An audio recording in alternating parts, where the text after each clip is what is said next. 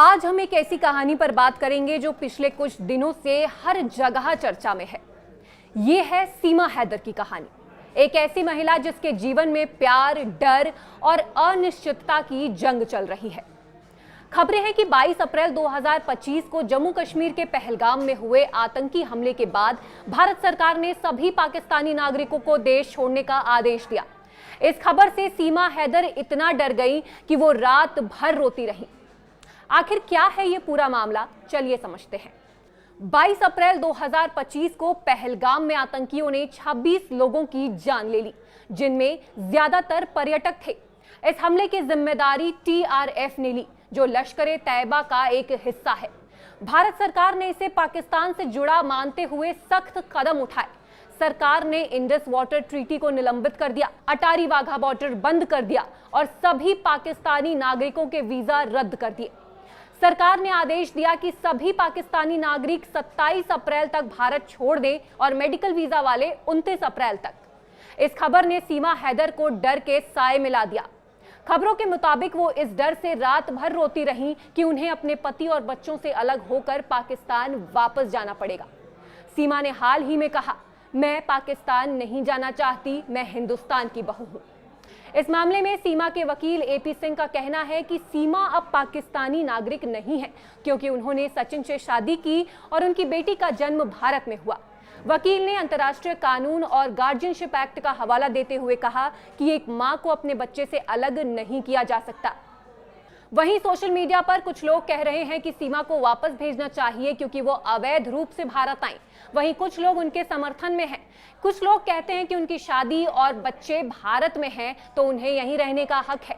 सीमा का मामला कोर्ट में भी है और उनके वकील ने राष्ट्रपति के पास याचिका दायर की है।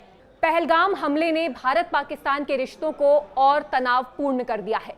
ऐसे में सीमा की जिंदगी एक अनिश्चित मोड़ पर खड़ी है। क्या वो भारत में रह पाएंगी? क्या उनकी प्रेम कहानी को कानूनी मान्यता मिलेगी? ये सवाल अभी भी अनसुलझे हैं।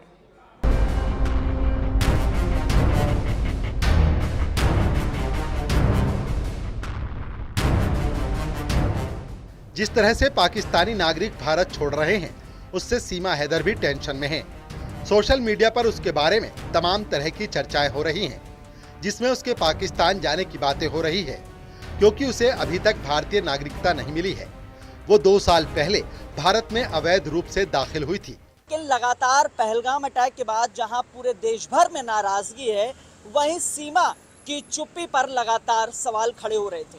हालांकि घटना से 72 घंटे बाद अब सीमा ने अपनी चुप्पी तोड़ी है और प्रधानमंत्री नरेंद्र मोदी और उत्तर प्रदेश के CM योगी आदित्यनाथ से अपील की है कि उन्हें भारत में रहने दिया जाए। पहलगाम में कायराना आतंकी हमले के बाद भारत और पाकिस्तान के बीच तनाव बढ़ा हुआ है। इसका असर सीमा हैदर पर भी पड़ा है। सीमा काफी घबराई हुई है। पाकिस्तान जाने की बात पर उसकी पहली प्रतिक्रिया सामने आई है। मैं पाकिस्तान नहीं जाना चाहती सर। क्या गुहार लगाएंगे अब मोदी जी से? मैं यही गुहार लगाऊंगी मोदी जी और योगी जी से। मैं इनकी शरण में हूँ, मैं इनकी अमानत हूँ। बेटी पाकिस्तान की थी, बहू भारत की हूँ, मुझे यहाँ रहने दिया जाए। हमारे साथ सीमा के चेहरे पर खौफ साफ दिखाई दे रहा है। वो सरकार से अपील कर रही है कि उसे यहीं रहने दिया जाए। सीमा हैदर अपने 4 बच्चों के साथ पाकिस्तान से भारत आई थी। यहाँ आकर उसने अपने प्रेमी सचिन मीणा से शादी रचाई और अब उसके घर एक और बच्ची का जन्म हुआ है। वो कई मौकों पर अपने वीडियो जारी करती रहती है। पहलगाम आतंकी हमले के बाद इस वक्त भारत में हर कोई आक्रोश में है। आतंक को पालने पोसने वाले पाकिस्तान को कड़ा सबक सिखाने की मांग देश के कोने कोने से उठ रही है। पाकिस्तानियों के खिलाफ लोग गुस्सा जाहिर कर रहे हैं। ऐसे में सोशल मीडिया पर सीमा हैदर कुछ लोगों के निशाने पर आ गई हैं, जो उसे पाकिस्तान भेजने की बात भी कह रहे हैं। सीमा खुद को सनातनी और भारत की बहू बताती है।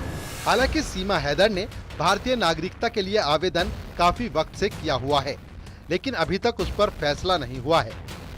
वहीं अवैध प्रवास को लेकर उसके खिलाफ कोर्ट में मामला विचाराधीन है। साथ ही आपको बता दें, सूत्र यह भी बताते हैं कि सीमा हैदर की सुरक्षा बढ़ाई गई है, यानी वहां पे अब निगरानी रखी जा रही है लोकल यूनिट की तरफ से। इसके अलावा गौतम बुद्ध नगर पुलिस कमिश्नरेट ने जो वहां पर कांस्टेबल की तैनाती थी उनकी संख्या में भी बढ़ोतरी की है, ऐसे हमारे सोर्सेज बताते हैं। कहना है कि वह गृह मंत्रालय और साथ ही जो एजेंसीज हैं, इंटरनल एजेंसीज, उनसे लगातार टच में है, चाहे फिर ATS की बात हो या IB की बात हो, वो लगातार टच में है और जो तमाम डॉक्यूमेंट्स हैं वो भी उनको दिए जा रहे हैं और सीमा यहाँ पर रह रही है, इसके बारे में उनको तमाम जो जानकारी चाहिए वो पूरी तरीके से जांच में सहयोग भी कर रहे हैं। रबुपुरे थाने में मुकदमा लिखा गया था साल 2023 के 7वें महीने में और उसके बाद से ये जांच अभी जारी है। सीमा पर क्या फैसला होगा इस पर कुछ नहीं कहा जा सकता, लेकिन आतंकी हमले के बाद उसकी धड़कनें बढ़ी हुई जरूर हैं। ग्रेटर नोएडा से न्यूज़ 18 के लिए हिमांशु शुक्ला की रिपोर्ट।